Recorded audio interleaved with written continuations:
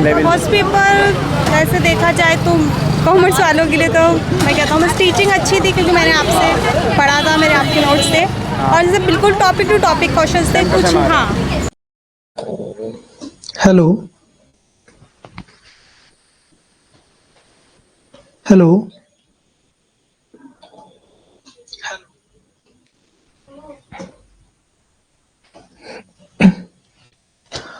आप सभी को शुभ संध्या। मैं शुभम मिश्रा आपका फिलर फॉर्म में स्वागत करता हूं। जैसा कि आपको पहले से बताया जा चुका है कि हमारा जो क्लास है अब क्रैश कोर्स के तहत आप लोग को अगले 24 तारीख तक पूरा जो सिलेबस है वो कंप्लीट कराया जाएगा और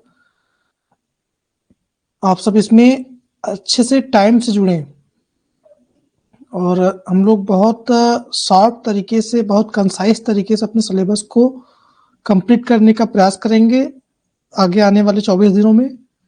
तो आप लोग क्रैश कोर्स को ज्वाइन टाइम से करें और अगले 1 महीने तक आप एकदम अच्छे से दिल लगा करके, मन लगा करके क्लास करें और पढ़ाई करें।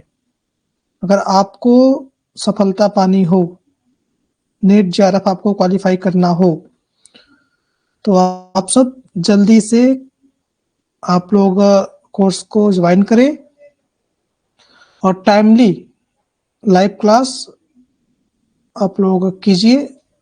और जैसे जैसे क्लास के में बताया जा रहा है कि आप लोग को जो जो सुझाव दिए जा रहे हैं उन सुझाव का अच्छे से पालन करिए, तो आप लोग जरूर सफलता प्राप्त करेंगे। ठीक है, हम लोग चलते हैं, आज की क्लास स्टार्ट करते हैं। देखिए, क्रैश कोर्स में आपको फिर से शुरुआत से हम लोग स्टार्ट कर रहे हैं और तो उस क्रम में आज हम लोग यूनिट 1 फिर से पढ़ेंगे। और यूनिट 1 का जैसे कि आप लोगों ने पढ़ा कि एजुकेशनल स्टडीज, ये आपका यूनिट 1 का पार्ट है, एजुकेशनल स्टडीज। इसको हम लोग को पढ़ना है। सिलेबस आप लोग जान ही रहे हैं। हम लोग आगे चलते सीधा क्या चलते हैं, क्या शिक्षा क्या होता है, एजुकेशन क्या होता है। देखिए, शिक्षा को महात्मा गांधी ने क्या बोला था, शिक्षा से मेरा अभिप्राय बालक और मनुष्य के शरीर, मन, आत्मा के सर्वांगीण एवं सर्वोत्कृष्ट विकास से है। तो शिक्षा से आप लोग समझ पा रहे हैं, जैसा कि आपको पिछली कक्षाओं में बताया गया, आप लोग जानते भी हैं कि शिक्षा जो है वो बालक की, किसी भी बालक का, किसी भी बच्चे का शरीर से, मन से, आत्मा से, इन सब चीजों से आपको सर्वांगीण विकास, मतलब आपको शारीरिक रूप से स्वस्थ रखे, आपको मानसिक रूप से स्वस्थ रखे और आपको आत्मिक रूप से, मतलब आपको मोक्ष प्राप्त करने के लिए, आपको जीवन का अंतिम लक्ष्य जो है वो प्राप्त करने के लिए शिक्षा आपके लिए कारगर हो। तो ये सबका सर्वांगीण एवं सर्वोत्कृष्ट विकास जो शिक्षा है। जब शिक्षा का मतलब ये है, तो शिक्षा में आप आत्मिक विकास तभी कर सकते हैं जब आप दार्शनिक भाव को उसमें सम्मिलित करेंगे। और दार्शनिक भाव जो होता है, वो दर्शन जो होता है, वो शिक्षा को एक मार्गदर्शक के रूप में होता है, एक दिशा दिखाने के रूप में होता है। तो दर्शन क्या होता है, हम लोग जो फिलॉसफी में पढ़ते हैं, एजुकेशनल फिलॉसफी में जो हम लोग ये एजुकेशनल स्टडीज के अंतर्गत पढ़ रहे हैं, उसमें अलग अलग लोगों ने दर्शन के बारे में अपनी अपनी बातें कही हैं। तो उस हिसाब से हम लोग देखते हैं कि दर्शन क्या है। पहले तो दर्शन शब्द में मानसिक प्रक्रिया के तीनों पक्ष, ज्ञान, कर्म और भाव निहित है। सत्य का साक्षात दर्शन करना दर्शन है। जो यथार्थ सत्य है, जो वास्तविक सत्य है, उसको समझना कि है क्या, वास्तविक सत्य है क्या, ये आत्मा, परमात्मा, ये यूनिवर्स, ये हमारे आसपास जो चीजें दिख रही हैं, ये इनका स्वरूप किस प्रकार का, ये क्या है, हमें किस प्रकार से संसार में रहना है, ये सब सारे जो प्रश्न हैं, इन प्रश्नों को समझना, इन प्रश्नों को जानना हमारा दर्शन कहलाता है। तो दर्शन एक तरीके से हमें ये जान करके कि हमारा जीवन का उद्देश्य क्या है, हमें क्या किस तरीके से रहना चाहिए, हमारा जीवन का उद्देश्य बताता है। और जीवन का उद्देश्य जो है वो शिक्षा का उद्देश्य भी बनता है और शिक्षा के उद्देश्य से हम लोग बालक के जीवन का उद्देश्य उसको बताते हैं और निर्धारित करते हैं। इस प्रकार से बालक जो है वो अपना विकास करता है। ठीक है, प्लेटो ने कहा था कि मानव के मन से उत्पन्न अशांति, जिज्ञासा के कारण ही मानव मन में संवेदनशील, गतिशील, परिवर्तनशील बनता है। जैसे कि जब इंसान पैदा हुआ था तो उसे जो खोजी प्रवृत्ति कही जाती है, अपने आसपास की चीजों के जानने की प्रवृत्ति कही जाती है, वही जानने की प्रवृत्ति, वही चिंतन की प्रवृत्ति, वही खोजी प्रवृत्ति ही दर्शन को जन्म देती है। जिज्ञासा जिसे हम कहते हैं, जिज्ञासा ही दर्शन को जन्म देती है। ठीक है, हम लोग मेटाफिजिक्स, एपिस्टेमोलॉजी और आपका एक्जियोलॉजी, इनको जानते हैं क्या होता है। मेटाफिजिक्स क्या है? मेटाफिजिक्स से तत्व मीमांसा वो होता है जहाँ पे हम लोग यूनिवर्स के बारे में जानते हैं, कॉस्मोलॉजी के बारे में जानते हैं, कॉस्मोलॉजी के बारे में जानते हैं कि ये सृष्टि क्या है, सृष्टि विज्ञान क्या है, ऑन्टोलॉजी, ये सृष्टि सृष्टा मतलब सृष्टि किस प्रकार से सृष्टा, इसको कौन रचा है, सृष्टि रचता, आत्मा संबंधित तत्व, मेटाफिजिक्स ऑफ सोल, और ईश्वर संबंधित तत्व ज्ञान कि ईश्वर क्या है, ईश्वर है या नहीं है, कौन सुप्रीम अथॉरिटी है। तो यही सब आपका मेटाफिजिक्स में आता है कि इसमें सृष्टि, सृष्टा, आत्मा, परमात्मा, जीव जगत के साथ साथ मानव जीवन की व्याख्या की जाती है, वास्तविक सौंदर्य की व्याख्या, वास्तविक जो सौंदर्य है जो कभी खत्म नहीं होता वो सौंदर्य क्या है, तो इसको हम लोग सौंदर्य शास्त्र भी कहते हैं। तो ये सारी चीजें जो है आपका मेटाफिजिक्स में आता है। एपिस्टेमोलॉजी क्या है? एपिस्टेमोलॉजी में आपको ये बताया जाता है कि आप जो नॉलेज पाना चाहते, जो आपको नॉलेज दिया जाए वो किस प्रकार का नॉलेज हो, उसे प्राप्त करने के साधन जो मेथड हो वो किस प्रकार से हो, और जो नॉलेज है या जो नॉलेज प्राप्त करने वाला उसके बीच संबंध क्या है, सत्य असत्य प्रमाण, ये क्या सत्य है क्या असत्य, ये सब चीजों को समझना ये आपका ज्ञान मीमांसा कहलाता है।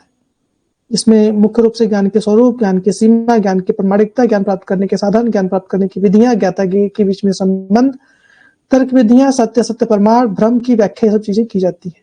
तो आपका एपिस्टेमोलॉजी हो गया। एक्जियोलॉजी क्या है?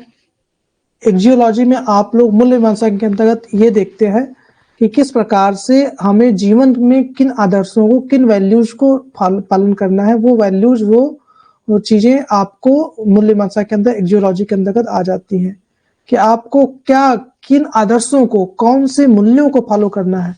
जहां पे वैल्यूज की बात आएगी, आदर्श की बात आएगी, क्या करना है क्या नहीं करना है, ये सब चीजों की बात आएगी, वहां पे आप मूल्य मीमांसा से समझिएगा कि वो मूल्य मीमांसा कहलाता है।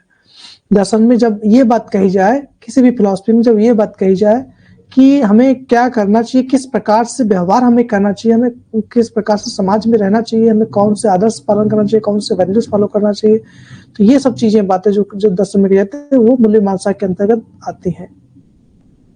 आगे हम लोग जो इंडियन फिलॉसफी है उसमें हम लोग 6 दर्शनों के बारे में पढ़ते हैं कि 6 दर्शन है इंडियन फिलॉसफी में, इसको खड़ दर्शन के नाम से जानते हैं।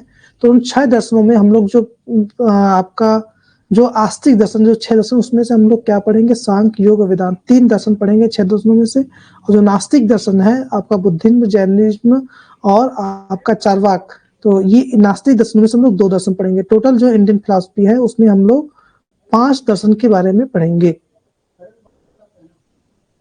उसके बाद हम लोग दयानंद दर्शन के बारे में और इस्लामिक ट्रेडिशन के बारे में पढ़ेंगे इस यूनिट में, इस यूनिट के इस पार्ट में। जो सांख्य दर्शन है इस पे आप लोग को बताया जा चुका है, आप लोग को जानते हैं कि जो सांख्य दर्शन है इसमें 2 मूल तत्व माने जाते हैं। सांख्य दर्शन में कितने मूल तत्व माने जाते हैं? 2 मूल तत्व माने जाते हैं। एक होता है प्रकृति, एक होता है पुरुष। 2 मूल तत्वों से मिलकर सांख्य दर्शन बनता है। और जो इसमें जो कुल तत्व, टोटल एलिमेंट्स होते हैं 25 होते हैं, और जो प्रकृति होती है वो 23 प्रकृति की 23 विकृतियां होती हैं। तो 2 मूल तत्व हो गए, एक प्रकृति पुरुष, और प्रकृति की 23 विकृतियां मिला के 25 तत्व होते हैं इसमें। कुछ विद्वानों के अनुसार जो सांख्य दर्शन है तत्वों की संख्या बता रही है, तो संख्या के नाम से इसको सांख्य दर्शन कहा गया। अन्य विद्वानों ने सांख्य का अर्थ क्या बताया कि विवेक ज्ञान, प्रकृति पुरुष के भेद का ज्ञान। चूंकि सांख्य जो है वो प्रकृति पुरुष के भेद को स्पष्ट करती है, इसलिए इसे सांख्य कहा। तो कुछ विद्वानों ने इसे सांख्य इसलिए कहा है क्योंकि प्रकृति पुरुष के भेद को स्पष्ट करती है, तो कुछ विद्वानों ने इसे सांख्य इसलिए कहा क्योंकि वो संख्या बताती है, इसमें 25 तत्व हैं, ये तत्व की संख्या बताती है, इसे सांख्य कहा गया। तो ये दोनों जो है सांख्य के नाम को चरितार्थ करते हैं, किस प्रकार से सांख्य रखा गया है। तो हम लोगों ने देखा कि इसमें सांख्य में 2 मूल तत्व होते हैं, प्रकृति होती है, पुरुष होती है। प्रकृति की 23 विकृतियां होती है, तो 25 हो गए। इस प्रकार से ये चीजें होती हैं। तो आगे हम लोग इसकी परिभाषा के तौर पे अगर देखें तो सांख्य दर्शन जो होता है यह बहुत ऐसी विचारधारा है जो ब्रह्मांड को प्रकृति और पुरुष के योग से निर्मित मानती है। यह मानती है कि जो ब्रह्मांड की उत्पत्ति हुई है किससे हुई है? प्रकृति और पुरुष के योग से। तो अगर यहाँ पे तत्वमीमांसा की बात कही जाएगी तो आपका प्रकृति पुरुष तत्वमीमांसा हो जाएगी, क्योंकि तत्वमीमांसा में यही बात की जाती है कि ऑन्टोलॉजी क्या, इस ब्रह्मांड की उत्पत्ति किस चीज से हुई। यहाँ पे आपको सांख्य दर्शन में प्रकृति पुरुष के योग से हुई, तो ये आपका तत्वमीमांसा हो गया।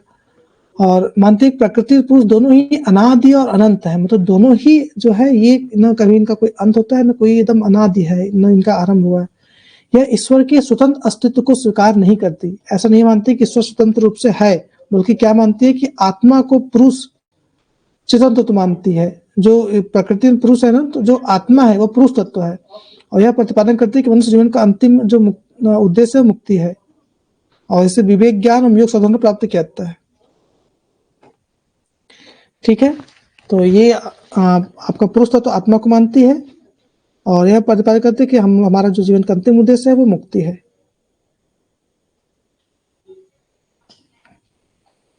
प्रकृति को इन्होंने प्रधान तत्व के बारे में बोला, जो कि एक होते हैं प्रकृति, ये प्रधान तत्व होता है, इसे हम लोग ईश्वरीय तत्व भी कहते हैं। विकृति क्या है? ये आपका विकृति में आपका हाथ, जो आपके सेंसरी आर्गन और जो आपके इंद्रियां हैं, वो सब चीजें जो हैं वो आपका आते हैं। इसमें आपके 16 आ जाएंगे, और 5 आपके जो हैं मन पे, ये जो पंच तत्व होते हैं वो मिला के 16 हो जाएंगे, जिसमें आपका हाथ पैर वाणी गुजा ये 5 हो गए, आंख कान नाक जीवा त्वचा ये 5 हो गए। उसके बाद मन और पृथ्वी जल तेज वायु और आकाश ये मिला के 16 होते हैं। प्रकृति और विकृति में आपका 7 होते हैं, जिसमें अहंकार मत शब्द तन्मात्रा तन्मरूप तन्मात्रा रस तन्मात्रा ये सब चीजें 7 हो गई। न प्रकृति न विकृति में पुरुष होता है, इसे आत्मा कहते हैं। तो ये मिला के टोटल 25 तत्व होते हैं। और श्रीमद् भागवत गीता में सांख्य शब्द का प्रयोग सबसे पहले जो किया गया था वो ज्ञान के लिए किया था, कि ज्ञान जो है वो वहां पे उसके जानने के लिए सांख्य का प्रयोग किया गया था, कि सांख्य से ज्ञान का अर्थ लिया था। सृष्टि की रचना के संबंध में सांख्य ने सत्य कार्यवाद सिद्धांत का प्रतिपादन किया था। मैंने आपको बताया था सत्य कार्यवाद सिद्धांत क्या है। सत्य कार्यवाद सिद्धांत ये कहता है कोई चीज घट रही है घटना, तो उसके पीछे कोई न कोई कारण पहले से विद्यमान है। किसी भी कारण घटने के पीछे कोई न कोई कारण विद्यमान, कोई भी कार्य और कारण का जो संबंध है ये बताता है कि कोई भी कार्य हो रहा है तो उसके पीछे कोई न कोई कारण है। तो ये आपका सत्य कार्यवाद हो गया। भोग तथा मुक्ति के संबंध में सांख्य विचारधारा वैदिक विचारधारा से भिन्न है। जो वैदिक विचारधारा है उसमें किस प्रकार से भोग करना है, किस प्रकार से मुक्ति करना है, तो उससे इसमें अलग है। सांख्य दर्शन के साथ दुख का जो कारण है वो अज्ञान है। अज्ञान का अर्थ होता है कि जब पुरुष बुद्धि के कार्य को अपना कार्य बना लेता है, अर्थात प्रकृति सत्य रज तम गुणों को अनुभूति करने लगता है, तो ये अज्ञान कारण। तो इस प्रकार से हम लोग सांख्य योग के बारे में जाने। सांख्य क्या होते हैं? इसमें 25 तत्व होते हैं। पुरुष और प्रकृति 2 मूल तत्व होते हैं। प्रकृति और पुरुष का ज्ञान जानना ही सांख्य दर्शन कहलाता है। प्रकृति कितने प्रकार की होती है? प्रकृति एक होती है, प्रकृति प्रधान तत्व होती है। प्रकृति ही संसार को निर्मित करती है। पुरुष के साथ मिलकर जो आत्मा के साथ मिलकर संसार को निर्मित करती है। इनके बीच में 15 जो चीजें होती तत्व होती है, इनसे ही संसार की रचना होती है। ईश्वर मतलब इस ब्रह्मांड की रचना हुई है, जो 25 तत्व हैं। उसके बाद हम लोग योग में चलते हैं। योग का क्या अर्थ होता है? तो योग की जो उत्पत्ति होती है, इसको उत्पत्ति नहीं बल्कि व्युत्पत्ति इसका बोला जाता है, कि योग की जो व्युत्पत्ति है वो इसका अर्थ है समाधि। मतलब कि आप एकदम उस पर योग, मतलब इसका अर्थ ही होता है जोड़ना, मतलब आत्मा परमात्मा को जोड़ना, एक करना, ऐसी क्रियाएं करना जिससे कि आत्मा परमात्मा एक हो जाए। तो ये आपका योग कहलाता है। तो पतंजलि ने जो कहा था, आपकी जो चित्त वृत्तियों का निरोध करना, आपकी जो चित्त वृत्तियां हैं, जो हमने आगे चित्त की जो से है, जिसे आपका मन अहंकार बुद्धि जो चीजें होती चित्त होती हैं, इन चित्त की वृत्तियों को, जो आपकी भावनाएं हैं, मतलब जो आपके विचार हैं बहुत बदलते हैं, उनका खत्म होना, जो उनकी आवश्यकताएं हैं उनको खत्म करना ही आपका चित्त वृत्तियों का निरोध करना ही योग कहलाता है। चित्त वृत्तियों को मतलब आपका जो चित्त है, आपका जो मन है, उसको सांसारिक भोग, सांसारिक भोग वासना, सांसारिक जगहों से हटा करके ईश्वर में लगाना है, वही चित्त वृत्तियों का निरोध कहलाता है। तो चित्त वृत्तियों का निरोध क्या है? कि आपके जो चित्त है, आपके जो मन अहंकार और जो बुद्धि है, इनको आप सांसारिक जगहों से हटा करके अपने ईश्वर में लगाएंगे तो चित्त वृत्तियों का निरोध कहलाता है। और पतंजलि ने चित्त में 5 प्रकार की वृत्तियां बतलाई हैं। किस प्रकार, कौन से 5 प्रकार की वृत्तियां होती हैं, किनको हमको ईश्वर में लगाना है, वो उन्होंने बताया। जिसमें इन्होंने बताया परमाण, निप्रय, विकल्प, निद्रा, स्मृति, ये 5 प्रकार उन्होंने बताया। और बताया इन्हीं 5 प्रकार को हम लोग सांसारिक भावनाओं से हटाकर के ईश्वर में लगाएं तो ही आप योग के उद्देश्य को प्राप्त कर सकते हैं, योग के उसमें हो सकते हैं। तो ये चित्त वृत्तियां होती हैं। ठीक है, आप लोग लाइव क्लास में जुड़े नहीं है।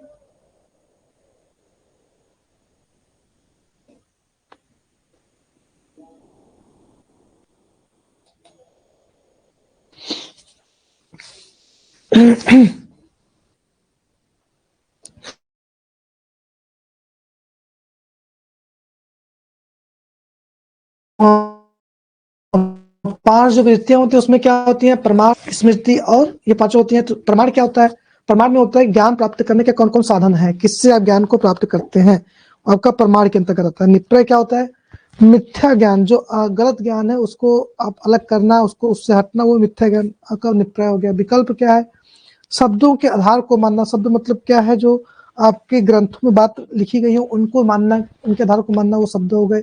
निद्रा मतलब अज्ञान को दूर करना। स्मृति मतलब जो आपकी पूर्व अनुभव है उन्हें चित्त में, मतलब जो सही ज्ञान है उसको चित्त में स्थापित करना ही आपका स्मृति हो गया।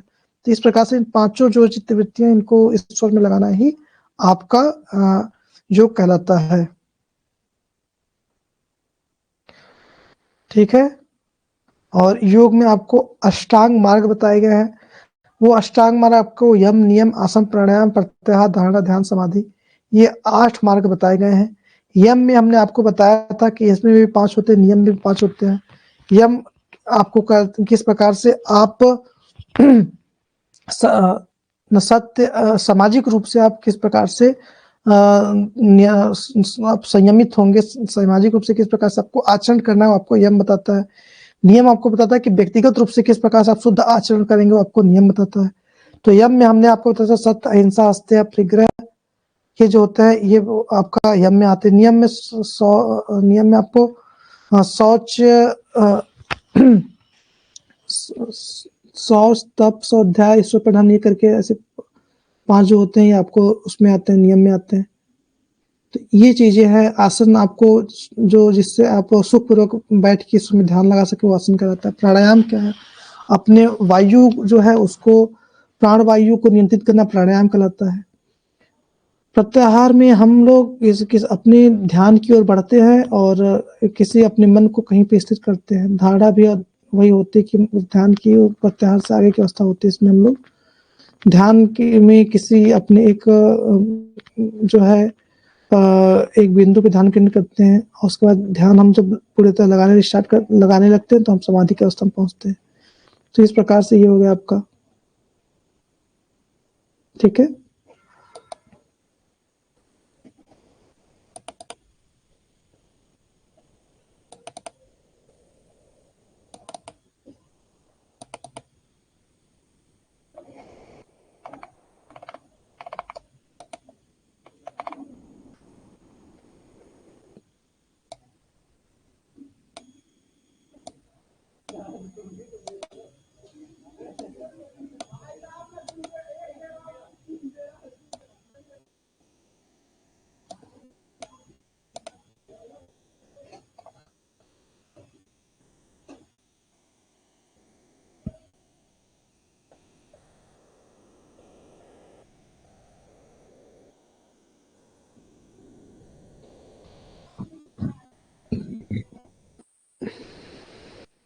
ठीक है, मैं क्या बता रहा था आपको कि किस प्रकार से अष्टांग मार्ग का आप लोगों को पालन करके आप योग की क्रियाओं को पालन करके आप ईश्वर में अपने मन को जोड़ सकते हैं और यह जो योग है उसके उसके उद्देश्य को प्राप्त कर सकते हैं।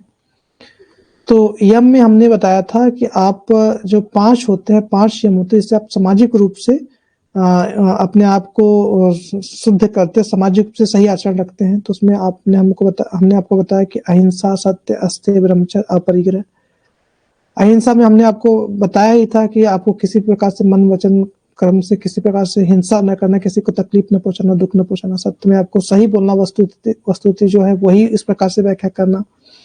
अस्तेय में हमें चोरी न करना किसी प्रकार से। ब्रह्मचर्य में हमें अपनी इंद्रियों को नियंत्रित रखना। और परिग्रह जो होता है ये कहलाता है कि आवश्यकता से अधिक धन का संचय न करना।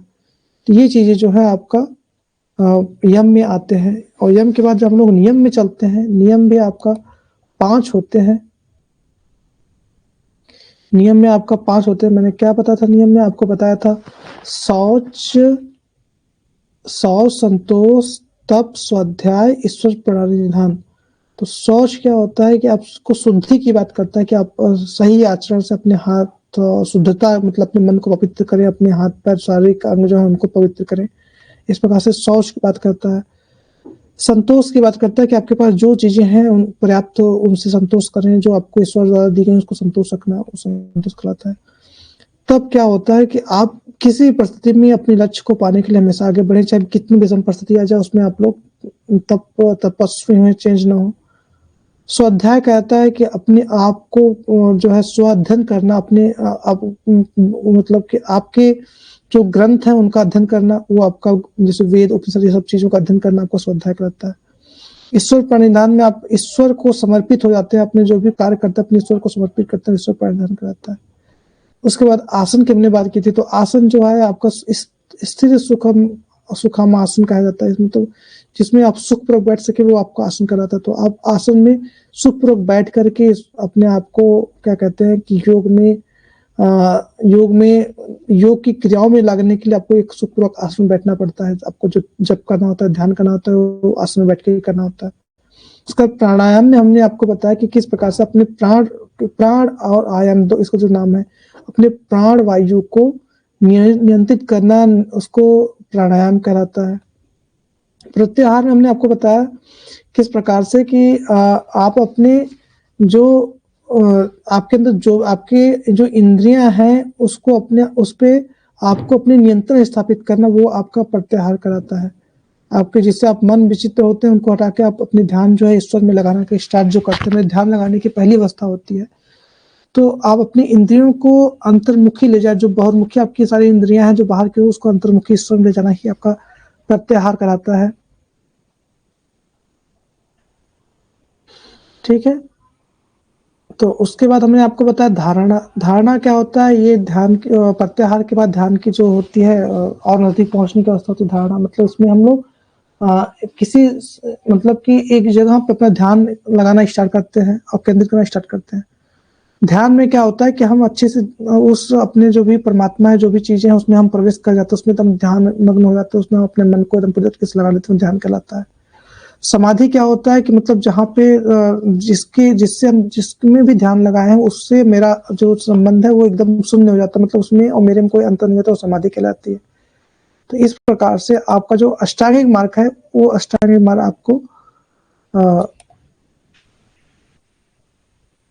आपको अष्टांगिक मार्ग जो है उससे आपका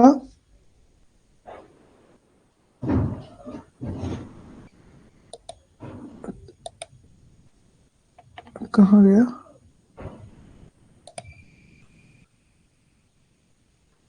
एक मिनट रुकिएगा। तो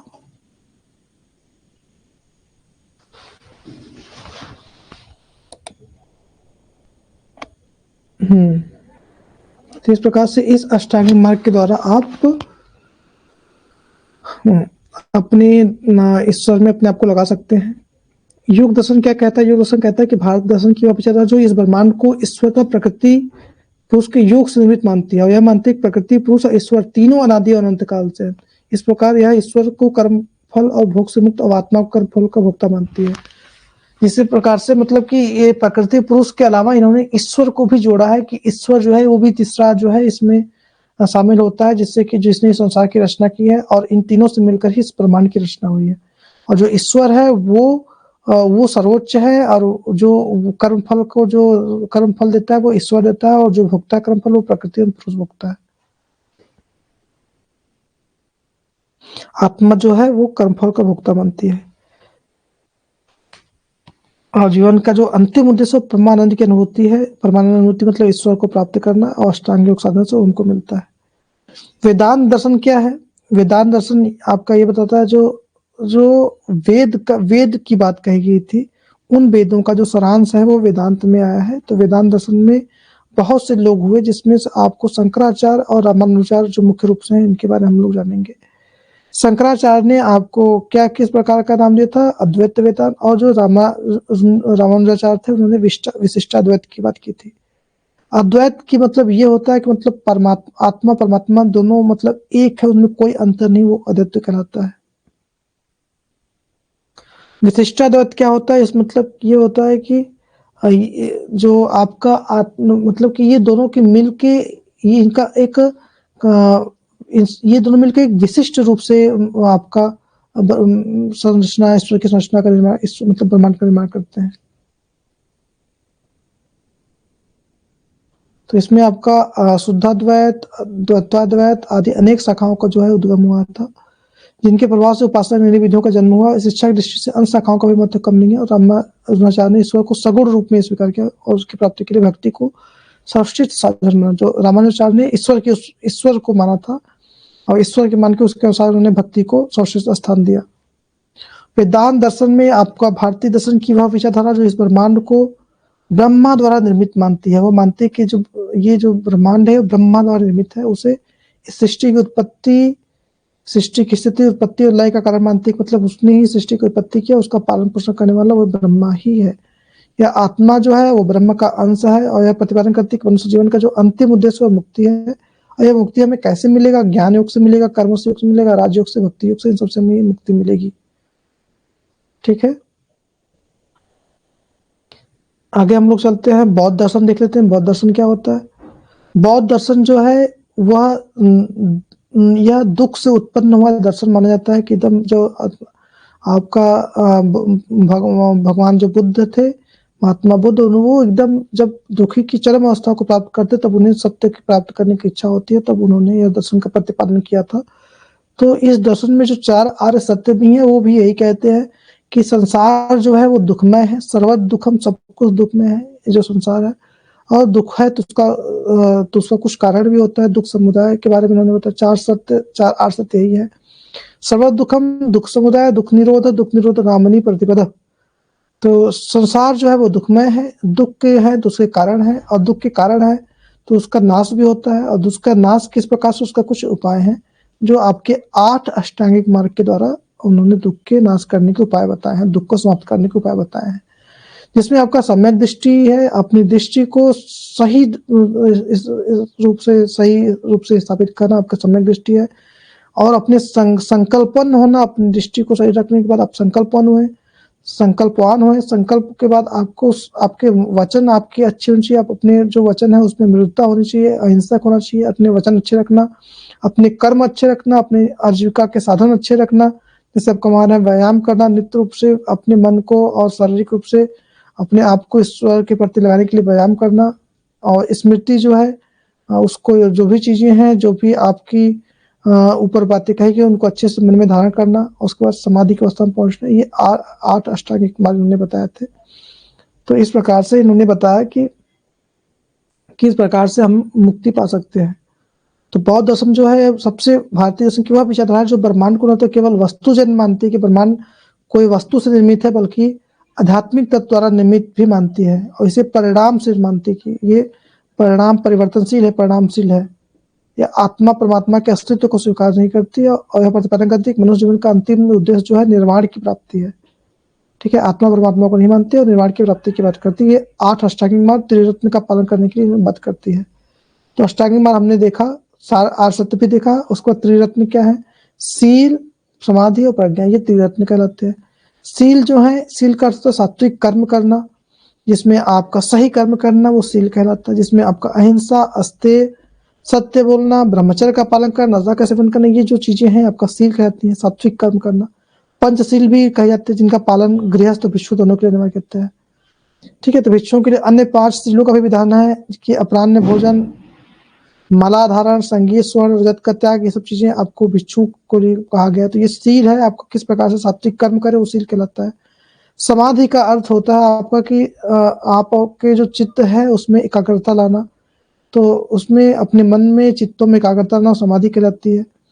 कि आपके जो भी पूर्व जन्म की स्थिति है, जो जीव की उत्पत्ति है, विनाश का ज्ञान, सब चीजों को, चित्त के बाधक विषयों की जानकारी, इन सब चीजों से हटा के अपने मन को एकाग्र करना समाधि कहलाती है। प्रज्ञा 3 प्रकार की होती है, इसमें श्रुतिमय होती है, चिंतामयी होती है, भावनामयी होती है। श्रुतिमय मतलब वो होता है जो सुनी हुई होती है, चिंतामयी मतलब युक्ति से उत्पन्न, किसी आप कुछ ज्ञान लगा के कुछ युक्ति करके उत्पन्न करते तो आपका चिंतामय हो गई। भावनामय क्या होता है? समाधि जन्य निश्चय करना, तो वो आप समाधि में जाके आप कुछ सोचते हैं तो वो आपका उस निश्चय करना उस प्रज्ञा हो गया। बालक इसमें जब शिक्षा प्राप्त करने जाता है तो उसका प्रवर्ज्य संस्कार होता है, जब शिक्षा प्राप्त कर लेता है तो उपसंपदा संस्कार होता है। प्रवर्ज्य संस्कार में वो 3 प्रकार का वचन लेता है कि बुद्धम शरणम गच्छामि, संघम शरणम गच्छामि, ऐसे करके 3 प्रकार का वो लेता है। धम्मम शरणम गच्छामि, बुद्धम, धम्मम और संघम, 3 शरण में जाने की वो प्रतिज्ञा करता है 3 बार। उसके बाद उपसंपदा में जब शिक्षा प्राप्त कर लेता है तो उस उपसंपदा संस्कार उसका होता है। आगे हम लोग जैन दर्शन के बारे में देख लेते हैं। जैन दर्शन क्या होता है? तो जैन दर्शन जो है इसकी उत्पत्ति आपका जीन शब्द से हुई है। जीन का अर्थ होता है, क्या होता है कि विजयी होना। किससे विजयी होना? अपने राग, द्वेष, मनोविकार, इन सबसे विजयी होना, वो आपका क्या कहलाता है? जैन कहता है, जीन कहलाता है। इस प्रकार जीन का अर्थ होता है आध्यात्मिक विजेता। किस प्रकार से आप अपने अध्यात्म को विजय प्राप्त करते हैं, वो आपका जीन कहलाता है। तो इसमें 24 जीन हुए, जो 24 तीर्थंकर हुए, जिसमें पहला ऋषभदेव है और अंतिम महावीर स्वामी है। ये आपका 24 जीन हुए, ठीक है।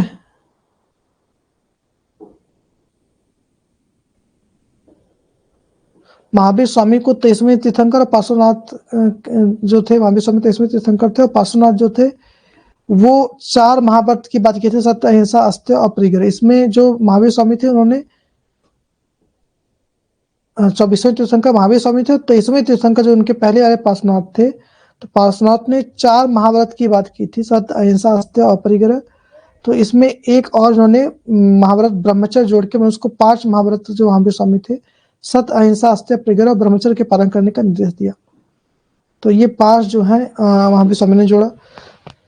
धर्म के रूप में जो जैन दर्शन है वो 2 रूप के मानता है, दिगंबर और श्वेतांबर। दिगंबर मतलब वो होता है जो आपका वस्त्र धारण नहीं करता और मूल शिक्षाओं, महावीर स्वामी की मूल शिक्षाओं का मानता है कि वस्त्र धारण न करके मोक्ष के इच्छुक होते हैं, वो दिगंबर कहते हैं। श्वेतांबर मतलब जो श्वेत वस्त्र धारण करते हैं उन्हें श्वेतांबर कहा जाता है। उसके बाद हम लोग चलते हैं दयानंद सरस्वती के बारे में। तो दयानंद सरस्वती जी का जो भी दर्शन है वो सत्यार्थ प्रकाश से स्टार्ट होता है। सत्यार्थ प्रकाश जो है वहीं से दयानंद सरस्वती के बारे में बातें की जाती है। महर्षि दयानंद जी ने 19वीं शताब्दी के अंतिम चरण में उस पुस्तक की रचना की थी, और यह ग्रंथ जो है वैचारिक क्रांति की शुरुआत की थी। तो सत्यार्थ प्रकाश जो है ये दयानंद दर्शन का ही वो क्या कहते हैं कि दयानंद दर्शन के बारे में बताता है। और दयानंद दर्शन जो है इसी से इनका पूरा दर्शन है, और वर्णन है इसी दर्शन से, ठीक है। तो दयानंद दर्शन में शिक्षा के उद्देश्य क्या क्या है, इसमें आप देख पाएंगे कि किस प्रकार से शिक्षा के उद्देश्य है कि मोक्ष प्राप्त करना। तो ये जो दयानंद दर्शन था, इनकी इसी से इनके पूरे विचार सारे किस प्रकार का है इसी में रखा गया। इसको बाद इन्होंने जो बात कही थी कि शिक्षा प्राप्त करने में जो गुरु दक्षिणा था, गुरु दक्षिणा पे इन्होंने बोला कि आप अपने देश के सेवा करें और जो है वैदिक धर्म को प्रोत्साहित करें। तो इसी प्रकार से आप अपने गुरु दक्षिणा को पूरा करेंगे। और शिक्षा का उद्देश्य इन्होंने मोक्ष बताया कि आपका मोक्ष प्राप्त करना शिक्षा का उद्देश्य है। और उन्होंने बताया कि सत्यार्थ प्रकाश में दयानंद ने स्पष्ट किया कि जो मनुष्य विद्या और अविद्या दोनों के स्वरूप को जानता है, वही अविद्या कामोपासना से मृत्यु को जीतकर विद्या अर्थात मोक्ष प्राप्त कर सकता है। तो इन्होंने विद्या 2 बातें कही थी और बताया कि अविद्या के नाश करके ही आप मोक्ष प्राप्त कर सकते हैं, और अविद्या को नाश करने के लिए आपको विद्या की आवश्यकता पड़ती है। आदर्शवादी होने के कारण दयानंद शिक्षा के व्यवस्था में चरित्र के विकास को सबसे अधिक महत्व दिया। इन्होंने बताया कि आपका चरित्र अच्छा होना चाहिए। और इन्होंने आर्य समाज की भी स्थापना की थी। इस्लाम धर्म की बात हम लोग देख लेते हैं। इस्लाम धर्म में क्या है, तो इस्लाम धर्म इस संसार को अल्लाह द्वारा निर्मित मानता है। यह मानता है कि इस संसार में जो भी सब चीजें हैं ये सब नासवान हैं और मनुष्य के उपयोग के लिए बनी है, और अल्लाह जो है वो सर्वशक्तिमान, सबसे शक्तिशाली वही है, और आत्मा उसके द्वारा निर्मित हुई है। और यह मानती है मनुष्य जीवन का जो अंतिम उद्देश्य है वो वर जर्ख सदा चलने वाले जीवन की तैयारी करना और आत्मा के अल्लाह के पास पहुंचाना है। अल्लाह की इबादत और नेक काम करने द्वारा ही उसे प्राप्त किया सकता है कि आप अल्लाह की इबादत करें और अच्छे काम करें तो भी आप अल्लाह को मिलेंगे। तो ये हो गया। उसके बाद इस्लामिक परंपराएं में हम देखेंगे ये 4 संप्रदाय होते हैं इस्लामिक ट्रेडिशन में, सूफी, सुन्नी, शिया और अहल हदीसी। ये 4 लोग जो होते हैं इस्लाम में 4 भाग होते हैं, 4 लोग होते हैं, 4 संप्रदाय होते हैं, 4 मत होते हैं, सूफी, सुन्नी, शिया और अहल हदीसी। सूफी जो है वो ज्ञान पर बल देते हैं, सुन्नी अल्लाह की इबादत पर बल देते हैं, सिया जो होते हैं शरीर की शुद्धता पर बल देते हैं, मन की पवित्रता बल देते हैं, और अहल हदीसी समानता पर बल देते हैं। तो इस प्रकार से चार संप्रदाय हुए, सूफी, सुन्नी, सिया और अहल हदीसी। चारों संप्रदाय के बारे में हमने आपको बताया कि सूफी जो होते हैं ये किस पे बल देते हैं, ज्ञान पे बल देते हैं, बहुत ज्यादा ज्ञान और भक्ति सब पे बल देते हैं सूफी। और सिया जो होते हैं सुन्नी, सूफी व सुन्नी जो होते हैं, सुन्नी इबादत पे बल देते हैं कि कितना अधिक से अधिक इबादत करें, 5 टाइम की नमाज पढ़ें, ये सब चीजें वो सुन्नी कहते हैं। तो पहले आपका जो है वो सूफी हुए, फिर सुन्नी हुए, सुन्नी के बाद आपका सिया हुए। सिया जो है वो शुद्धता पे बल देते हैं, मन की पवित्रता बल देते हैं, किस प्रकार से आपका शरीर और मन पवित्र है, शुद्ध है, उस पर सिया बल देते हैं। और अहल हदीसी जो होते हैं वो समानता पर बल देते हैं। लेकिन सभी लोग अल्लाह में विश्वास करते हैं और अल्लाह को ही अल्लाह को, हजरत मोहम्मद साहब को अल्लाह का अंतिम पैगंबर मानते हैं। पैगंबर वो होते हैं जो अल्लाह की बात को सभी जनमानस में पहुंचाते हैं, जो उनका उनके उनके उनकी बात को, उनकी सूचनाओं को, उनके विचारों को, अल्लाह के जो विचार हैं, जो उनके आदेश हैं, उस आदेश को लोगों तक पहुंचाना जो होते हैं वो का पैगंबर कहे जाते हैं। और ये कुरान शरीफ को अपना धर्म ग्रंथ मानते हैं। और ये जो इसमें जो चीजें की जो संस्कार जैसे कहे जाते हैं, जो भी इसमें की जाती हैं, वो आपका बिस्मिल्लाह होती है, बिस्मिल्लाह संस्कार होता है। बिस्मिल्लाह संस्कार से आप विद्या आरंभ करते हैं, फिर खतना होता है, निकाह होता है और अंतिम संस्कार होते हैं। ये जो 4 प्रकार हैं, ये सब चीजें सारे लोग करते हैं, सब लोग थोड़े से चेंज के साथ सारे जो लोग होते हैं वो करते हैं। और इसमें शिक्षा की किस प्रकार की एजेंसियां होती, तो मकतब और मदरसा 2 प्रकार की चीजें थी। मकतब क्या था, मकतब का अर्थ क्या था, मकतब का शब्द जो है कुतुब शब्द से बना है, जिसका अर्थ है लिखना। और इसका मतलब होता है कि आप पढ़ाई, जहाँ पे आपको प्राइमरी शिक्षा, मतलब जो प्राथमिक शिक्षा, लिखना पढ़ना, जो स्टार्टिंग शिक्षा दी जाती थी, वो मकतब कही जाती थी। और मकतब में जो प्रवेश होता था वो 4 वर्ष की उम्र में मकतब में प्रवेश होता था, बल्कि उसमें कहा जाता था कि जो सही वर्ष है वो 4 वर्ष 4 महीना 4 दिन होना चाहिए। आप जो प्रवेश करते उसमें बिस्मिल्लाह जो है उसका बिस्मिल्लाह संस्कार के बाद आप उसमें आप पढ़ाई स्टार्ट करते थे, जिसमें आपको 4 बार बिस्मिल्लाह बिस्मिल्लाह ऐसे कहना पड़ता था, तो आप पढ़ाई स्टार्ट करते थे। उसका मदरसा होता था, मदरसा का मतलब होता था कि जो उच्चतर शिक्षा का जो केंद्र होता था उसे मदरसा कहते थे। मदरसा में आप क्या कहते हैं, इसका जो फारसी शब्द डियर्स से बना है, जिसका व्याख्यान देना होता है, इसका शब्द का। और जहाँ पे मदरसा होता था वहाँ पे व्याख्यान दिया था, तो मतलब बड़े बच्चों को व्याख्यान देता था। और बच्चा जब 12 वर्ष की अवस्था होता था तो उसे मदरसा में प्रवेश दिया जाता था। तो आपका इस्लामिक ढांचा हो गया। अब हम लोग वेस्टर्न फिलॉसफी की तरफ बढ़ते हैं कि वेस्टर्न फिलॉसफी में क्या क्या चीजें हैं। ठीक है, वेस्टर्न फिलॉसफी में हम लोग चलते हैं। तो थोड़ा सा आप लोग इंडियन फिलॉसफी को पचा लें, तब फिर हम लोग थोड़ा वेस्टर्न फिलॉसफी चलें। कंटिन्यूस चल रहा है तो 1 मिनट आप लोग पचा लीजिए।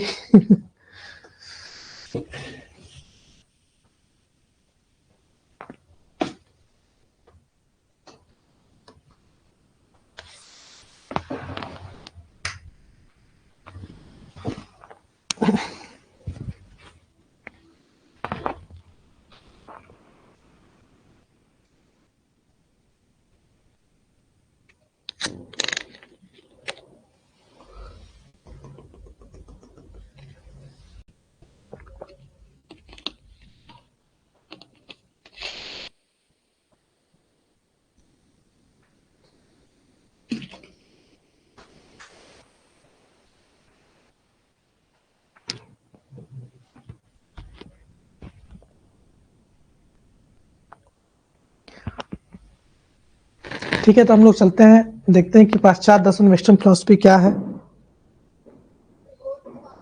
इसके बारे में।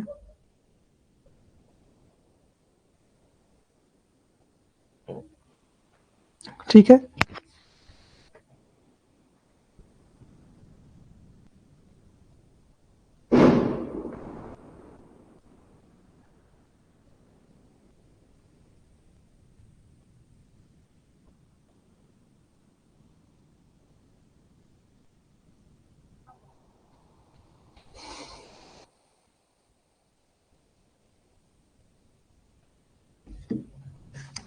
देखिए वेस्टर्न फिलॉसफी में जैसे कि आपका बी पार्ट में वेस्टर्न फिलॉसफी, उसमें हम लोग आइडियलिज्म के बारे में पढ़ते हैं, रियलिज्म के बारे में, नेचुरलिज्म के बारे में, प्रेगेंटिज्म, मार्क्सिज्म और एक्सटेंसिज्म के बारे में हम लोग पढ़ेंगे।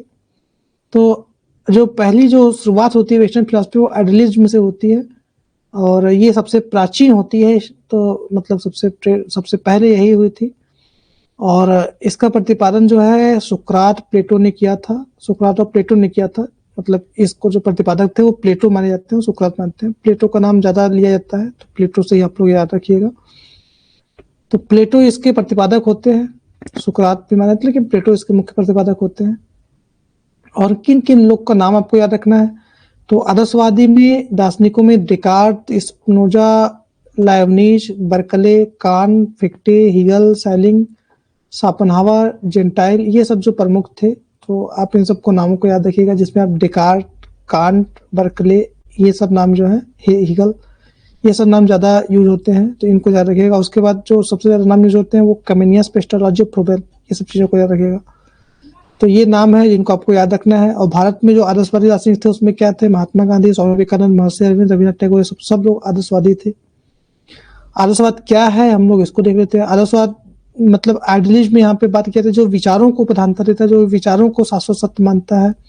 विचारों को इस प्रकार मानता है कि विचार जो है वो इंसान सब कुछ खत्म हो जाएगा, लेकिन विचार किसी के आज भी हैं, कल भी रहेंगे, विचार हमेशा रहता है, ये शाश्वत सत्य है। तो विचार को मानता है, ईश्वर को मानता है। उसमें भी आदर्शवाद में भी कई लोग आते हैं, तो उन्होंने अलग अलग प्रकार से अपनी अपनी बात को रखी है। तो विचारों को ये महत्व देते हैं।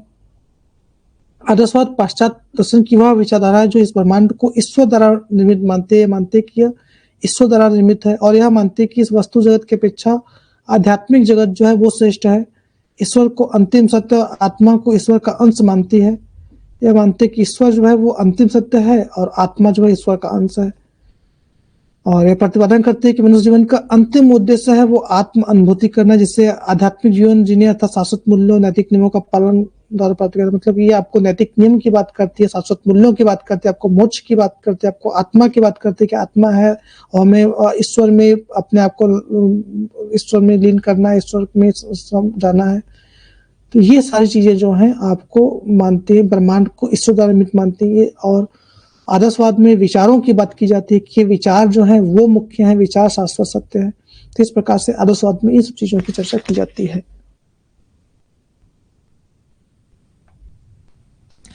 आदर्शवाद में अनेक शाखाएं हुई थी, उसमें से 5 शाखाएं जो वस्तुनिष्ठ, व्यक्तिनिष्ठ, परंपरात्मक आदर्शवाद, हैगल का द्वंद्वात्म और आधुनिक ब्रिटिश अमेरिकी आदर्शवाद। तो ये सब नाम आप लोग याद रखिएगा।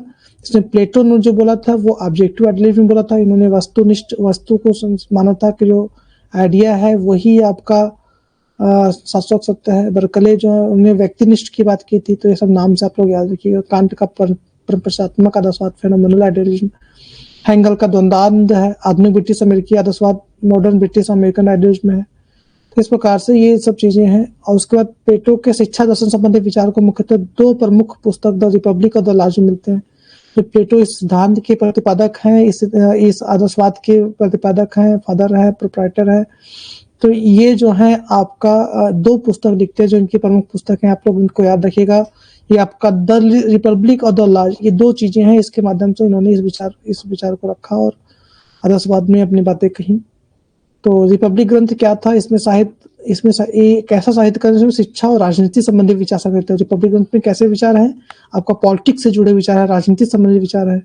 यह पुस्तक दार्शनिक दृष्टिकोण में लिखी गई एक महान पुस्तक है रिपब्लिक। द लॉज में क्या है, द लॉज में प्लेटो के संपूर्ण जीवन का दार्शनिक निष्कर्ष कहता है। द लॉज बड़ी अच्छी पुस्तक है, इसमें उनके पूरे जीवन का निष्कर्ष इसमें लिखा है।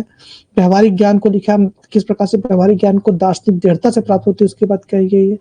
इस पुस्तक में उसके नीति संबंधी विचारों की विवेचना भी, किस प्रकार से नियम नीति बनाते उसकी बात कही गई है। तो आदर्शवाद में हमने देखा क्या क्या है। उसके बाद हम लोग चलते हैं यथार्थवाद। यथार्थवाद क्या होता है, यथार्थवाद में आपकी बात जो की जाती है यह पाश्चात्य दर्शन की वह विचारधारा जो वस्तु को वास्तविक मानती है। किसको मानती है, वस्तु को मानती है कि वस्तु जो है वो वास्तविक है, मैटर जो है वो वास्तविक है, उसको यथार्थ मानती है। वस्तु को वास्तविक तथा यथार्थ मानने के कारण इसे वास्तववाद या यथार्थवाद कहते हैं। तो इसको यथार्थवाद किस लिए कहते हैं, क्योंकि ये वस्तु को वास्तविक मानती है। रियलिज्म जो मैटर है, जो वस्तु है, में उसको अल्टीमेट तत्व मानते हैं कि जो वास्तव हमको सामने जो दिख रहा है, जो मैटर है, जो अणु परमाणु जो कहते हैं आइटम्स हैं, वही वास्तविक है। एटम्स जो होते हैं ना, न्यूट्रॉन प्रोटॉन, यही वास्तविक है। एक स्वतंत्र दर्शन के रूप में यथार्थवाद का विकास जो है 15वीं शताब्दी में हुआ था और 18वीं शताब्दी में विचारधारा अपने चरम पर पहुंच गई थी। तो इसमें जो सबसे इसके जो जनक माने जाते हैं, प्लेटो के जो शिष्य है अरस्तु, वो इसके जनक माने जाते हैं। ठीक है, इसमें कौन कौन से नाम आते हैं वो देख लीजिए कि Erasmus, Rabelais, Lord Montaigne, Richard Mulcaster, Francis Bacon, John Milton, Germany के रटके, ये सब नाम आते हैं। इसके प्रतिपादक आपको मैंने बताया अरस्तु है। यथार्थवाद का क्या अर्थ है? यथार्थवाद से संसार को ऐसा मानता जैसा हमें दिखाई देता है, जो चीजें हमें दिखती हैं वही यथार्थ है। In brief, realism means a belief or theory which looks upon the world as it is seems to us be a mere phenomena. स्वामी रामतीर्थ। तो यही बात कहते हैं, जिस प्रकार से हमको जो संसार में हमको दिखाई देता है, जो हमें सामने दिखाई देता है वही यथार्थ है, वही चीजें जो हम अपने आंखों से देखते हैं, जो वस्तु जगत को देखते हैं वही यथार्थ है, उसके अलावा और कुछ नहीं है। तो यथार्थवादी पाश्चात्य दर्शन की वह विचारधारा जिस ब्रह्मांड को पदार्थ से मानती है कि जो ब्रह्मांड की उत्पत्ति हुई है पदार्थों से हुई है, मैटर से हुई है, एटम से हुई है, और यह मानती है कि पदार्थ जन संसार ही वास्तविक है। संसार है जो एटम से हुआ है वही वास्तविक है, इसके अलावा कोई आध्यात्मिक संस्कार नहीं, कोई ईश्वर नहीं है, कुछ नहीं है, सब ये पदार्थ जो हमारा चेतन तत्व भी पदार्थ से मिलकर बना है, और हमारा जीवन का जो उद्देश्य है वो सुखपूर्वक जीना है और वास्तविक ज्ञान प्राप्त करना, यही हमारे जीवन का उद्देश्य है, वास्तविक ज्ञान के माध्यम से सुखपूर्वक जीना। इसमें भी 4 प्रकार के लोग हो जाते हैं जो यथार्थवाद की बात करते हैं। इसमें आपका मानवतावादी यथार्थवाद, सामाजिक यथार्थवाद, ज्ञानेंद्रिय यथार्थवाद और नव यथार्थवाद, ये 4 प्रकार के यथार्थवाद इसमें भी आ जाते हैं। मानवतावादी यथार्थवाद में क्या है कि मानवतावादी यथार्थवाद के अनुसार मनुष्य को जीवन में सुख और समृद्धि की प्राप्ति हो सकती है। इस उद्देश्य की प्राप्ति हेतु प्राचीन रोम और यूनानी साहित्य का अध्ययन आवश्यक है। जो मानवतावादी बात है कि आप तभी आपको सुख और समृद्धि की बात होगी जब आपके जो ग्रंथ हैं, जैसे कि हमारे यहाँ भगवत गीता, वहाँ पे जो आपके धर्म ग्रंथ है उनको अच्छे से पढ़ें, तभी आपको जीवन की सुखी मिल सकती है। और इस प्रकार इसमें कौन कौन से नाम आते हैं? एरिक्सन, रेबेल और मिल्टन, ये दोनों जो आपका देखते हैं विचारवाद, आइडियलिज्म और रियलिज्म, ये दोनों चीजें हैं। इसमें शुरुआत में जब दोनों से अलग होती तो काफी समानताएं धीरे होते अलग हुई, तो इस प्रकार से इसमें आप कुछ अंश रियलिज्म, आइडियलिज्म के भी पा सकते हैं। जैसे कि इसमें बोला गया है कि धर्मग्रंथ का अध्ययन करना, ये सब चीजें हैं। सामाजिक यथार्थवाद क्या कहता है? सामाजिक यथार्थवाद शिक्षा स्वभानुभाव को अधिक महत्व देता है। इस प्रकार शिक्षा को उद्देश्य जीवन को सफल और सुखी बनाना है, कि आपका जो उद्देश्य है जीवन को सुखी बनाना है। पढ़ाई लिखाई को ये व्यर्थ समझते हैं, राष्ट्र जो है उन्होंने पढ़ाई लिखाई व्यर्थ है, और हमें जो है वस्तुओं को जाके सीधे से अध्ययन करना चाहिए, किताबों को किताबी की पढ़ाई लिखाई के बेकार मानते हैं। और इनका जो समर्थन इस बात का सामाजिक यथार्थवाद में लॉर्ड मॉन्टेन और लाग 2 लोग थे, इन्होंने इस बात का समर्थन किया था। उसका ज्ञानेंद्रिय यथार्थवाद है, इसमें बात करता है जो अपने ज्ञानेंद्रियों के माध्यम से जो प्राप्त करते हैं वही सही है, इंद्रियों के माध्यम से जो ज्ञान मिलता है वही सही है, उसके अलावा कुछ सही नहीं है। इसमें कौन कौन से विचारक हैं? रिचर्ड मुलकास्टर, फ्रांसिस बेकन, रटके और कम्युनिस्ट, ये विचारक आते हैं। उसके बाद नव यथार्थवाद आता है, जिसमें आपका 2 विचारक आते हैं, हाइटेड और बर्ट्रैंड रसल। तो 2 विचारक जो आपके नव यथार्थवाद में आते हैं। हाइटेड क्या कहते हैं? ज्ञान तथ्यात्मक न हो के व्यापक जीवन से संबंध होना चाहिए। ज्ञान ऐसा होना चाहिए जो आपके जीवन से संबंध होना चाहिए, और स्वयं से अर्जित किया हुआ ज्ञान ही बौद्धिक जीवन का अंतिम है, कि आपके स्वयं के अनुभव से जाके प्रकृति में जाके या तो संसार में जाके स्वयं से अनुभव करके ज्ञान सीखें, वही वास्तविक ज्ञान ही हाइटेड ने कहा था नव यथार्थवाद में, न्यू रिलेटिविज्म में। बर्ट्रैंड रसल ने क्या कहा था कि तत्कालिक उपयोग के लिए विरुद्ध किए जाने वाले ज्ञान के साथ लंबे समय तक अस्थायी रहने वाले ज्ञान को भी आवश्यकता मानता है। मतलब कि ऐसा ज्ञान जो आपके तत्कालिक आवश्यकता को पूरी करे, उसके साथ साथ जो आपको लंबे समय तक आपका मार्गदर्शन करता रहे, वो ज्ञान को इन्होंने सही माना है। इन्होंने बोला है कि सीखने की प्रक्रिया को रुचिकर बना के ज्ञान प्राप्त करना चाहिए। तो ये हमने देखा यथार्थवाद में क्या क्या देखा, यथार्थवाद क्या है, इसमें कौन कौन से लोग हैं, इसकी जो संरचना हुई है आपको अरस्तु ने किया था, प्लेटो के शिष्य थे अरस्तु, उन्होंने यथार्थवाद की रचना की थी। और कितने इसके स्वरूप होते हैं हमने लोगों ने देखा। उसके बाद हम लोग प्रकृतिवाद की तरफ बढ़ते हैं कि प्रकृतिवाद क्या है। तो प्रकृतिवाद आपका जो है यह पाश्चात्य दर्शन की एक ऐसी विचारधारा है जो मानती है कि जो ब्रह्मांड है वो प्रकृति से निर्मित है। ब्रह्मांड को किससे मानते हैं निर्मित? प्रकृति से मानते हैं निर्मित, कि ब्रह्मांड जो है वो प्रकृति द्वारा निर्मित है। यह भौतिक संसार है, जो हमको दिखता है वही सत्य है, और ये जो भौतिक संसार है ये प्रकृति है, और ये जो आध्यात्मिक संसार उसमें व्यक्ति प्रकृति ही है, और ये ईश्वर के अस्तित्व को स्वीकार नहीं करता और मानता है कि जो हम प्रकृति हमें प्रकृति पे छोड़ना चाहिए, प्रकृति हमें सही शिक्षा देती है। आत्मा को क्या मानती है कि पदार्थ जन चेतन तत्व मानते हैं कि ये कुछ मैटर से मिला हुआ चेतन तत्व है, और मनुष्य का जो उद्देश्य है वो सुखपूर्वक जीना, ये भी बोलता है प्राकृतिक जीवन जीने तथा प्रकृति के अनुकूल जीने द्वारा। तो जिस प्रकार से हमें प्रकृति से हमें सीखना चाहिए और प्रकृति के अनुकूल हमें रहना चाहिए, आपका प्रकृतिवाद कहता है। जो भी हमारे नेचर्स हैं, जो भी ऐसी चीजें हैं जो जिसको हम लोग अभी गॉड गिफ्टेड कहते हैं, जैसे कि जो भी नदियां, पेड़ पौधे और जो भी चीजें हमें दिखती हैं, वो पहाड़, ये सब चीजें जो है ये प्रकृति हैं। इसी प्रकृति के द्वारा ही हमें उसको समझना और इनके अनुसार अपने आप को जीवन जीना आपका प्रकृतिवाद कहता है। प्रकृति की गोद में रहना, प्रकृति के बीच में रहना, प्रकृति सीखना, ये सब चीजें कही जाती हैं। जैसे कि विभिन्न प्रकार के जो जंतु जानवर होते हैं, उनको कोई स्कूल थोड़ी होता है, सब प्रकृति से सीखते हैं कि किस प्रकार से उन्हें शिकार करना है, किस प्रकार से उन्हें घर बना के रहना है, प्रकृति उन्हें सिखाती है। तो इसमें कौन कौन से लोग आते हैं? रूसो थे, रूसो उन्होंने इसके सिद्धांत की प्रतिपादन रूसो ने किया था। उसके बाद हर्बर्ट स्पेंसर इसको आगे बढ़ाए, Huxley, Bernard Shaw, Samuel Butler आदि विचारक ने प्रकृतिवाद के विकास में बड़ा योगदान दिया। तो ये सब नाम आते हैं। इसकी विशेषताएं क्या है कि बाल केंद्रित शिक्षा की बात करते हैं। प्रकृति मतलब इस बालक की जिस प्रकार की प्रकृति उसके अनुसार उसको शिक्षा दे। प्रकृति का अनुसरण करना, प्रकृति में जाके प्रकृति के बीच में रह के उसका अनुसरण करना प्रकृति हो गया। पुस्तक का जो ज्ञान है उसको छोड़ करके जो प्रकृति द्वारा निर्मित ज्ञान है उसको हमें देखना। निषेधात्मक शिक्षा क्या होता है कि हमें क्या नहीं करना है वो हमें इस प्रकार की शिक्षा देना। क्या करना है न बता के बल्कि क्या नहीं करना वो बताना। इंद्रिय प्रशिक्षण पर बल हमें हमारे जो किस प्रकार से हम क्या देखें, क्या सुने, किस प्रकार समझें, उसके परीक्षण पे इन्होंने बल दिया है। मनोवैज्ञानिक सिद्धांतों पे शिक्षा, ये मनोविज्ञान सिद्धांत पे बात इन्होंने बात की, किस प्रकार से हम बालक को जिस प्रकार से सीखता है उस प्रकार से उसे सिखाएं। उसने मनोवैज्ञानिक सिद्धांत की बात की थी। बालक को स्वतंत्र रखने की बात की थी, प्रोग्रेसिव ठाट था। सह शिक्षा मतलब स्त्री पुरुष को एक साथ रखें, उसमें ऐसा अलग अलग रखने से उसमें भाव जो विचार आते हैं अलग गलत विचार आते हैं, इसलिए स्त्री पुरुष को साथ में रख के पढ़ाई जाए। तो ये सह शिक्षा की बात प्रकृतिवाद ने की थी। सामाजिक न्याय, भावना, भातृत्व, सब चीजें प्रकृतिवादी बात की जाती हैं। इसमें शिक्षण विधियां बड़ी अच्छी हुई थी, जिसमें लर्निंग बाय डूइंग और लर्निंग बाय एक्सपीरियंस, ये सब चीजें मतलब करके सीखना, इन्वॉल्व होकर सीखना, ये सब चीजें हैं। इसमें प्रत्यक्ष विधि, निरीक्षण विधि, सब चीजें जो आपके डायरेक्ट आप इन्वॉल्व होकर सीखते हैं वो सब शिक्षण विधियां के अंतर्गत आती है। प्रयोजनवाद क्या होता है? प्रयोजनवाद आपका जो है यह जो प्रयोजनवाद का मतलब यही है कि आप किस प्रकार से और जो आप मतलब ये केवल व्यवहारिक, इसको व्यवहारिकवाद भी कहा जाता है। केवल व्यवहारिक बात की जाती है कि जो आप किस प्रकार से आप सुख पूर्वक जिएंगे, किस प्रकार से आप सुखी रहेंगे, कुछ भी प्रकृति किस प्रकार से मतलब संसार की उत्पत्ति किस प्रकार से, सब चीजों में कोई फेर न पड़े कि संसार की उत्पत्ति हुई है, किससे हुई है, हमारे जीवन का लक्ष्य क्या है, क्या हमें करना चाहिए, सब कुछ नहीं।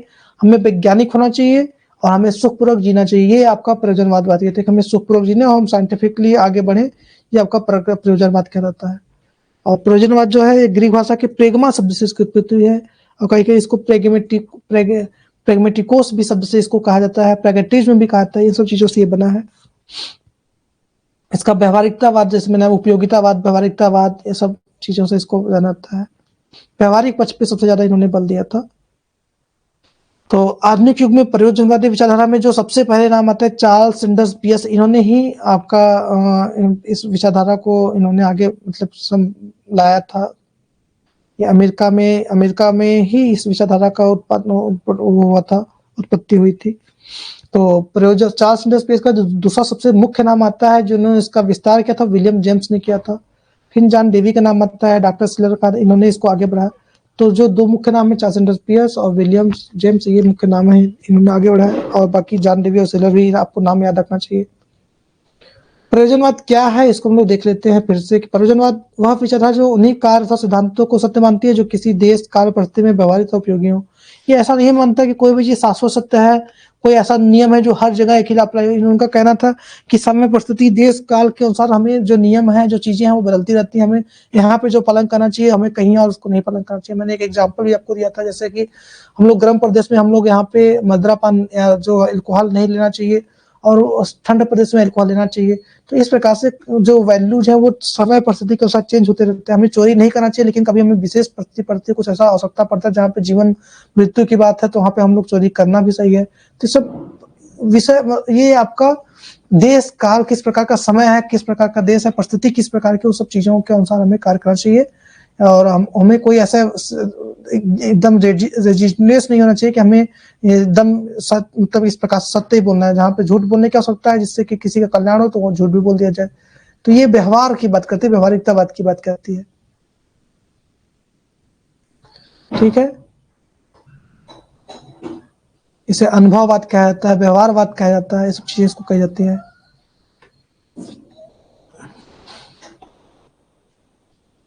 कोई निश्चित विचारधारा की इस प्रकार से ही चलना है, उस विचारधारा को खंडित करता है कि ऐसा कुछ नियम, निश्चित नियम है, विचारधारा नहीं होती, जिसके हिसाब से बात है कि हमें इसी प्रकार से चलना है। आगे हम लोग देखते हैं कि प्रयोजनवाद पाश्चात्य दर्शन की वह विचारधारा जो इस ब्रह्मांड को विभिन्न तत्वों या क्रियाओं का परिणाम मानती है, कि हमारे क्रियाओं का परिणाम है, तत्वों का परिणाम है जो ब्रह्मांड है। यह मानती है कि भौतिक संसार जो है वही सत्य है, इसके अतिरिक्त कोई आध्यात्मिक संसार नहीं है। ये मानती है कि जो हम दिखता है, जो भौतिक संसार है, जो दिख रहा है वही सत्य है, उसके अलावा कोई ऐसा संसार नहीं है। और ईश्वर के बारे में और आत्मा, ये सब चीजों के बारे में स्वीकार नहीं करता। आत्मा को भी, जो अगर आत्मा है कुछ, जिस इंसान जिंदा है तो पदार्थ जन्म भी कुछ मैटर से मिलकर बना है। तो साइंस पे यहाँ ज्यादा फोकस किया जाता है और इस सब चीजों पे बात की जाती है कि कोई निश्चित नियम की बात नहीं की जाती। और मनुष्य जीवन का सुखपूर्वक जीना है, कोई सामाजिक जीवन जीने के लिए सामाजिक आदर्शों मूल्यों का पालन भी किया जा सकता है। कि आप सही ढंग से तभी जिएंगे, आपका समाज सही ढंग से तभी जिएगा जब सामाजिक मूल्यों का पालन करेंगे। प्रयोजनवाद के मूल सिद्धांत क्या क्या है, तो उसमें हमने बताया कि सत्य की परिवर्तनशीलता, जो सत्य है हमेशा समय, देश, काल, परिस्थिति के साथ परिवर्तित होता रहता है। जीवन के मूल्य एवं लक्ष्य जो है वो परिवर्तनशील होते रहते हैं। जो वैल्यूज हैं वो भी मैंने बताया परिवर्तनशील होते हैं। उपयोगिता के सिद्धांत पर बल दिया कि हमें हमारे लिए जो उपयोगी, हमें वो काम करना चाहिए। हमें बहुत ज्यादा आदर्शों में नहीं पड़ना चाहिए, बहुत ज्यादा नियम में, जो हमारे लिए उपयोगी है वो हमें काम करना चाहिए। विचारों की अपेक्षा क्रिया की प्रधानता, हमें विचारों पर पीछे न भाग करके हम सही कार्य करें, सही ढंग से काम करें, हम साइंटिफिकली रहें, सही ढंग से काम करें। उसके बाद फिर हमने बोल दिया बहुतत्ववाद का समर्थन। उन्होंने बताया कि जो संसार है वो कई सब चीजों से मिलकर बनी है, ऐसा कोई एक चीज नहीं कि ईश्वर द्वारा बनाया गया, बहुत सी चीजों से मिलकर बनी है। मानव शक्ति का महत्व, उन्होंने मैन पावर के महत्व की बात की कि किस प्रकार से मैन पावर जो है वो बहुत इंपॉर्टेंट है। सामाजिक जीवन पर बल, और उसके बाद समाज अच्छे से जिए, उस पर भी इन्होंने बल दिया था। तो इस प्रकार से हमने आपको बताया कि किस प्रकार आपका पाश्चात्य दर्शन में आपको क्या क्या है। आदर्शवाद, यथार्थवाद, प्रकृतिवाद और आपका प्रयोजनवाद, ये चार थे। उसके बाद हमें और क्या पढ़ना है, हमको अस्तित्ववाद पढ़ना है। ठीक है, अस्तित्ववाद पढ़ना है, और एक और क्या पढ़ना है, मार्क्सवाद पढ़ना है। दो हम लोग को पढ़ना है, मार्क्सवाद एंड एग्जिस्टेंशियल अस्तित्ववाद। ठीक है, तो मुझे लगता है कि आज का जो समय है वो पूरा हो चुका है। तो ये हम लोग कल की क्लास में इन दोनों लोग को कंप्लीट करेंगे कि अस्तित्ववाद क्या है और आपका मार्क्सवाद क्या है। ठीक है, आज की क्लास में आप लोग का कोई गुड इवनिंग जानकी। इतना लेट क्यों ज्वाइन किया जानकी, इसका कारण बता सकती हैं आप?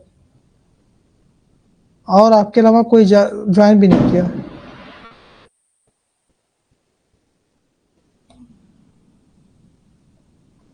लेट होने के पीछे क्या कारण था, मतलब कोई जेन्युइन कारण था या क्या था, क्यों लेट हो गया?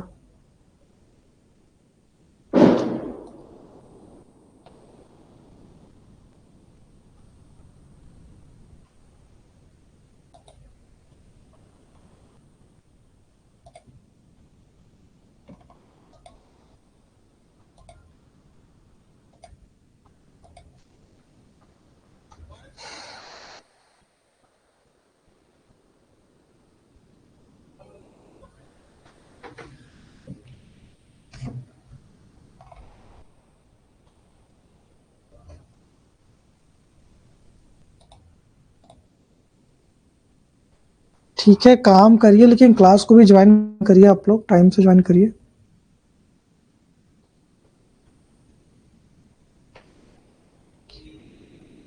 ठीक है, टाइम से ज्वाइन करिए। क्रैश कोर्स चल रहा है आप लोग का, बहुत फास्ट चलेगा, तो फास्ट चलने के लिए आप लोग को भी बहुत फास्ट होना पड़ेगा। तो आप लोग स्लो रहेंगे तो आप फिर रेस में पीछे हो जाएंगे, आपको फास्ट चलना होगा। ठीक है, कल हम मार्क्सवाद और आपका अस्तित्ववाद बता के उसके बाद फिर आगे जो इस यूनिट के 2 पार्ट हैं उसको भी कंप्लीट कर देंगे। ठीक है, चलिए क्लास को एंड करते हैं।